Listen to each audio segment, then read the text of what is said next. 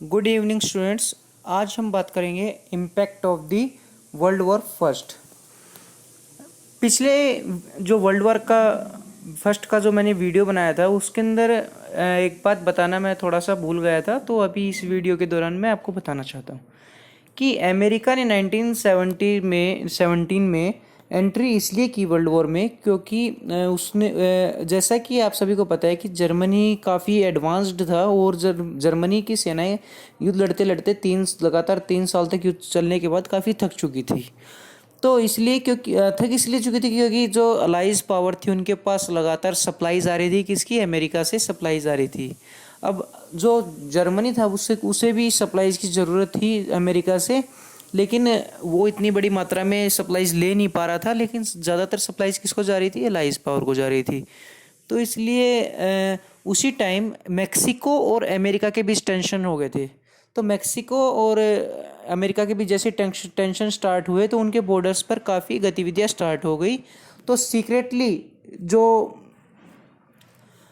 Germany था, Germany का जो चांसलर कौन था, जर्मनी का राजा कौन था? विलियम सेकंड यानी कि विलियम द्वितीय। उसने सीक्रेटली एक पत्र लिखा किसको? मेक्सिको के राजा को, कि आप अमेरिका के साथ युद्ध छेड़ दें और हम पीछे से उसका सहयोग देंगे। तो लेकिन ये जो लेटर था वो जैसे उस टाइम तो इतना इंटरनेट का कोई साधन नहीं था, तो समुद्र के रास्ते गया हुआ था। तो वह जैसे ही इस बात का वहाँ की इंटेलिजेंस, जो अमेरिका की इंटेलिजेंस एजेंसी, उसको पता लगा, तो फिर अमेरिका ने एक वो पैसेंजर शिप पे अटैक के बहाने जर्मनी के ऊपर अपना युद्ध छेड़ दिया। तो इस बात को आप नोटिस कीजिए। दूसरा जो रशिया था वो पीस एग्रीमेंट में शामिल इसलिए नहीं हुआ क्योंकि 1917 में यानी कि 1917 में वहाँ पे रशियन रेवोल्यूशन आ गया और जो सारी पावर थी किसके हाथ में चली गई थी? लेनिन के हाथ में चली गई थी।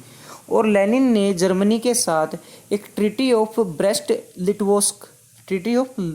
ब्रेस्ट लिस्बोक नामक एक संधि हुई थी जर्मनी और रशिया के बीच में।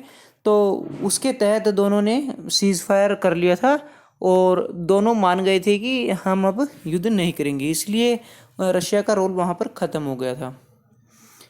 और लेनिन का रशियन रेवोल्यूशन में क्या हुआ था कि लेनिन ने अपने हाथ में पावर ले ली थी और जो रशिया का जो राजवंश था जिसे जार रोमनेन था उसको वहाँ से हटा दिया गया था।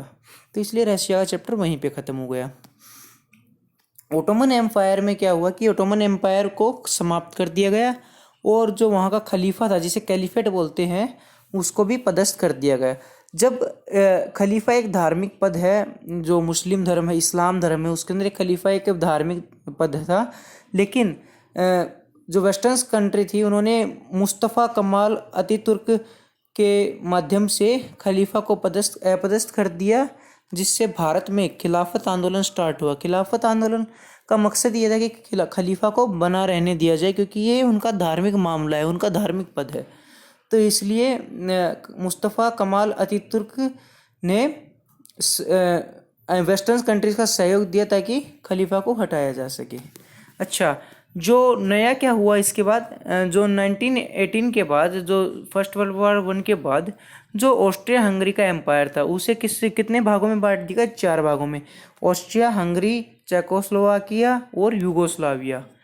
जो रशिया जर्मनी का एम्पायर था वो कितने भागों में बांट दिया गया? 7 भागों में। इस्टोनिया, लातविया, लिथुआनिया, पोलैंड और फिनलैंड और जर्मनी है और रशिया तो है ही। अच्छा, उस समय कब? 1918 में जो मैंडेट ऑफ पैलेस्टीन था वो लाया गया। यानी कि क्या हुआ कि जो पैलेस्टीन की जगह पर है वो वहाँ किसका राज था? ओटोमन एम्पायर का। लेकिन अभी ओटोमन एम्पायर ख़त्म हो चुका था। तो जो अंग्रेज़ थे उन्होंने जो यहूदियों से वादा किया, यानी कि जो आज का इजराइल है वहाँ की बात चल रही है, उनको वादा किया कि जो पैलेस्टीन जो जगह है वो आपको यहूदियों को दे दी जाएगी। और ये किसके तहत? बॉल्फर डिक्लेरेशन के तहत ये समझौता किया गया। इससे ही हिटलर ने काफ़ी नाराज़गी व्यक्त की कि उन्हें लगा कि ये जो जर्मनी में रह रहे यहूदी हैं उन्होंने ही वर्ल्ड वॉर फर्स्ट हमें हराया है। अगर वो साथ में देते जो वेस्टर्न कंट्रीज़ का है तो वो शायद जर्मनी युद्ध जीत जाता। तो इसीलिए हिटलर ने यहूदियों को मरवाया। अच्छा, जो फ्रांस, ब्रिटिश और रशिया था, उन्होंने क्या किया, स्काई पिकोट एग्रीमेंट किया, जिसके तहत इन तीनों ने इराक, सीरिया, टर्की और जो ओटोमन एम्पायर का जो बचा हुआ एरिया था उसे आपस में बांट लिया। तो ये दोस्तों, ये एक कहानी कैसी, जो ऊपर मैंने राजाओं के बारे में बताया, वो एक पॉलिटिकल इशू, पॉलिटिकल बदलाव हुए, जो नई कंट्रीज़ का इमरजेंस हुआ, ये एक जियोग्राफिकल बदलाव हुए। अभी हम देखते हैं सोशल एंड कल्चरल। अब देखो, लगातार युद्धों के कारण पुरुषों की संख्या कम हो गई थी, तो इसलिए फैक्ट्रियों में काम करने के लिए किसको आमंत्रित किया गया, महिलाओं को। तो महिलाएं पहली बार फैक्ट्रीज में गई थी। दूसरा, महिलाओं ने भी अपने वोटिंग अधिकारों को मांगा और जो वोटिंग राइट्स के इश्यू उठा, जिसके तहत पूरे यूरोप में सफ्रोगेट मूवमेंट चालू हुआ। अच्छा, अभी लगातार 4 साल युद्ध होने के कारण काफ़ी जान माल की हानि हुई, काफ़ी क्षतिपूर्ति हुई। तो अभी कोई नहीं चाहता था कि दोबारा युद्ध हो, तो इसलिए जो ग्लोरी और रोमांटिसिज्म ऑफ वॉर था वो ख़त्म हो गया था। अच्छा, इसकी जो कहानियाँ हैं किसने लिखी है, जो काफ़ी फेमस कहानी है, अर्नेस्ट हेमिंगवे, यानी कि जो अर्नेस्ट हेमिंगवे बुक है, जो किसने लिखी, J.R.R. टोल्किन और लॉर्ड्स ऑफ द रिंग, ये किसने लिखी, हॉबिट। इन दोनों ने अपनी पूरी बुक्स में इसको अच्छे से डिस्क्राइब किया, जो वर्ल्ड लेवल पर बुक्स काफ़ी फेमस हुई हैं। अच्छा, इकोनॉमिक पैक्ट क्या हुआ, जो इकोनॉमिक प्रभाव क्या पड़ा, कि जो ग्रेट ब्रिटेन था, जो अब तक दूसरे देशों में इन्वेस्टमेंट करता था, अभी वो किस में आ गया, कर्ज में आ गया, क्योंकि युद्ध में उसकी लागत काफ़ी बढ़ चुकी थी। जो अमेरिका था वो एक क्या, ग्लोबल पावर बन के उभरा, यानी कि वो एक अब बड़ा इन्वेस्टर बन चुका था। जो आज के अमेरिका की पोजीशन है वो उसी दौरान की कारण है। हेल्थ इश्यूज़ में क्या हुआ कि पॉपुलेशन, जो पुरुषों की संख्या थी, काफ़ी गिर गई थी, यानी कि 70% तक पुरुषों की संख्या गिर गई थी। 1000 पुरुष के ऊपर महिलाओं की संख्या कितनी थी, 1300। अच्छा, ये 13,000 नहीं, 1300 आएगा, 1300 आएगा। अच्छा, शैडो शॉक्ड सोल्जर, यानी कि लगातार तोप के गोलों से जब उनके कान एकदम सुन हो गए थे और वो मतलब भयभीत हो गए थे लगातार आवाज़ों के कारण, और मतलब बुरी हाल देख के फौजियों की, तो उनको झटका सा लग गया था, बेचैन रहने लगे थे, तो उनको साइकोलॉजिकल प्रॉब्लम्स हो गए थे। तीसरा, उसी टाइम जैसे कि ट्रेंचेस में सोल्जर रहते थे, तो वहीं पर खाना पीना और टॉयलेट वगैरह, यूरिन वगैरह फैलने से वहाँ पे बीमारियाँ फैल गई, जिसके लिए उसी समय अलेक्जेंडर फ्लेमिंग ने एक जो एंटीबायोटिक थी ढूंढा, जिसका नाम क्या था, पेनिसिलिन। तो काफ़ी बार क्वेश्चन आता है कि पेनिसिलिन की डिस्कवरी किसने की थी, अलेक्जेंडर फ्लेमिंग ने।